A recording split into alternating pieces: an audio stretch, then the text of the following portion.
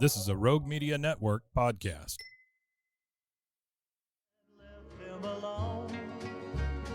The Waco History Podcast is sponsored by Brotherwell Brewing on historic Bridge Street in Waco. Welcome to the Waco History Podcast. We're going to air for you over the next few months a special series of Waco History Living Stories. These were segments that were originally aired on KWVU here in Waco. They were produced by the Institute for Oral History editor, Michelle Holland, and narrated by two fabulous narrators, Louis Maze and Kim Patterson. And so these highlight oral histories from the collection of the Institute for Oral History at Baylor University, which I direct, which has been around since 1970 and has over 1,000 interviews related to Waco and McLennan County history, and we're happy to highlight those here.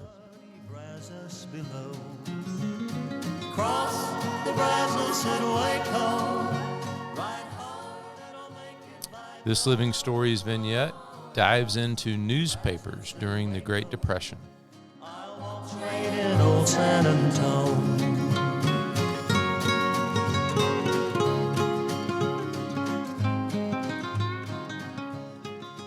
During the Great Depression, newspapers struggled, alongside other businesses throughout the country, as many of their customers were having to pinch pennies like never before.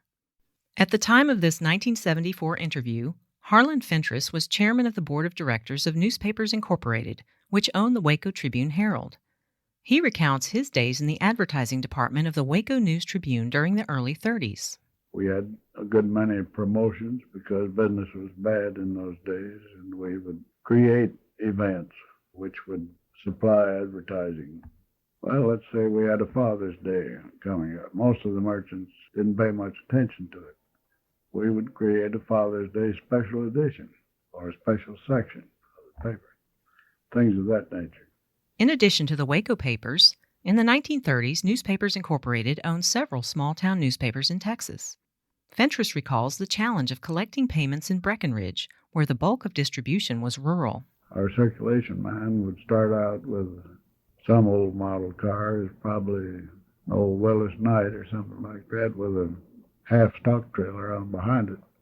And he would come back in the evening with a couple of sheep, a dozen chickens, 4 or 5 dozen eggs, slab bacon.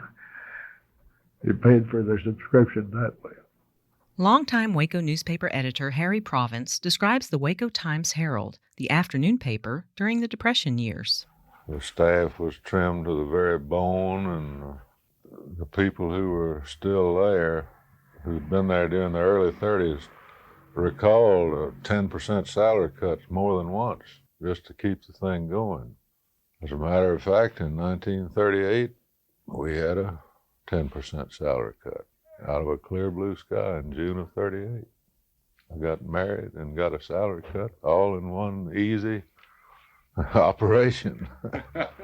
They never got to the point of requiring us to buy our own pencils, but they doled them out like they were selling them to us, and it was just against the rules to spend any money that you could possibly get out of. The papers were small, there wasn't enough advertising to, well, if we got a 16-page paper, we just thought the millennium had come. Most of the issues, if you go back through our files, 8, 10, and 12 pages, year after year, all during the 30s. Province explains the journalism term close editing and its importance during the 30s. The minimum number of words to convey the story. As I said a while ago, we had small newspapers. Our standing orders were to get all the news in the paper, and that meant that the superfluous language just had to go. We wore out many a black pencil marking through whole paragraphs and sentences and words. The Waco News-Tribune and Waco Times-Herald weathered the economic slump of the 30s and merged together in 1973 to form the Tribune-Herald. No doubt, Fentress and Province could have drawn parallels between the Great Depression and the recent Great Recession concerning their impact on the newspaper industry. Thanks for listening to the Waco History Podcast. Like what you heard? Subscribe, rate, and review our show on iTunes so we can reach more listeners. You can find show notes and info on every episode at wacohistorypodcast.com, and more info on Waco's past at wacohistory.org. Our theme music, used with permission, is Cross the Brazos at Waco, performed by the late Billy Walker. For more info on Billy's music, go to billywalker.com. Thanks for listening. We'll see you next time.